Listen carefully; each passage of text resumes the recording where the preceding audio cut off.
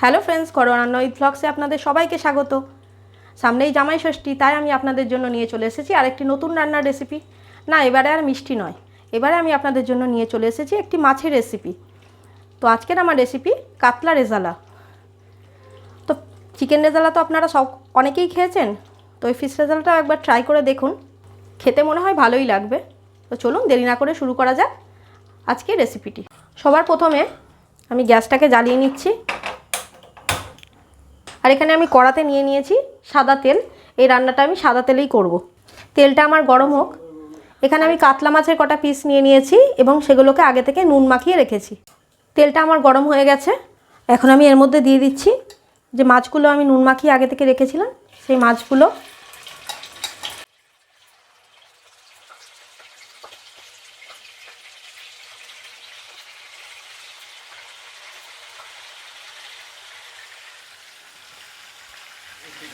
মাছগুলো এখন আমি একটু উল্টে দিচ্ছি।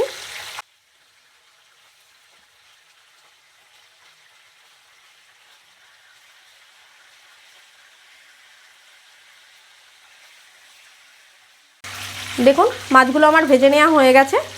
এখন আমি এগুলো প্লেটে তুলে নিচ্ছি। মাছগুলো আমি খুব বেশি কড়া করে ভাজিনি, আপনারা চাইলে এগুলো কড়া করেও ভাজতে পারেন।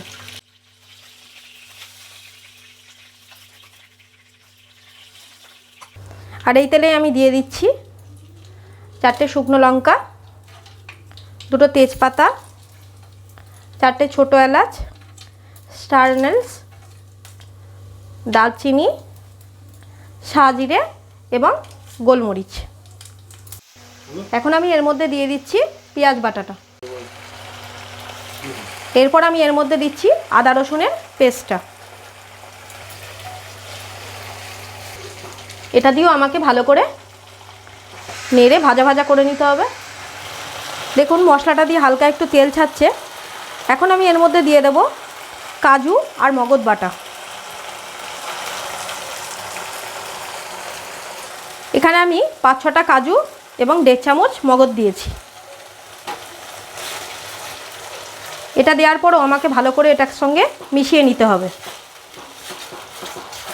এবং এটাকেও ভালো করে কষিয়ে নিতে হবে।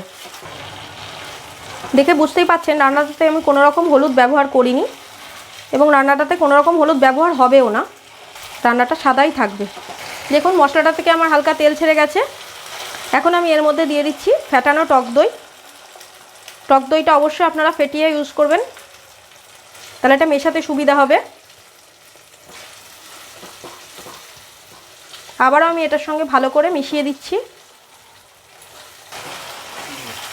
এখন আমি এর মধ্যে দিয়ে দিচ্ছি পরিমাণ মতো নুন।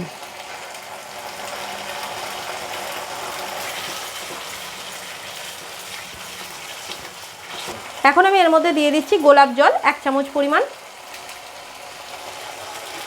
একই সঙ্গে আমি দিয়ে দিচ্ছি কেওড়া জল 1 চামচ পরিমাণ।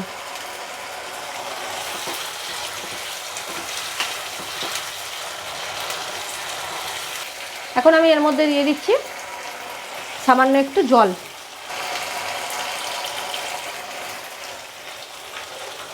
রান্নাটাতে কিন্তু খুব বেশি জল আমি ব্যবহার করব না, কারণ এটা একটু মাখো মাখোই হবে। রেজালাটা একটু মাখো মাখোই ভালো লাগে। এবার আমি একটুখানি এটাকে চাপা দিয়ে দিচ্ছি। এখন আমি চাপাটা খুলে নিচ্ছি আর এটার মধ্যে দিয়ে দিচ্ছি যে মাছগুলো আমি ভেজে রেখেছিলাম, সেই ভেজে রাখা মাছগুলো।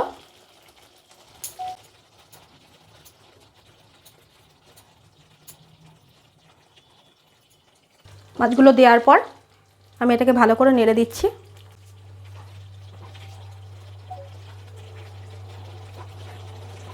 মাছটা দেওয়ার পর আমি আবারও এটাকে কিছুক্ষণের জন্য চাপা দিয়ে দিচ্ছি, যাতে মাছের ভেতর এই গ্রেভিটা একটু ঢুকতে পারে। তো এখন আমি ঢাকাটা খুলে দিচ্ছি। রেসিপিটা আমার কমপ্লিট হয়েই এসছে। এখন আমি এর মধ্যে দিয়ে দিচ্ছি সামান্য একটু গরম মশলা এবং আবারও আমি এটাকে ভালো করে নেড়ে দিচ্ছি।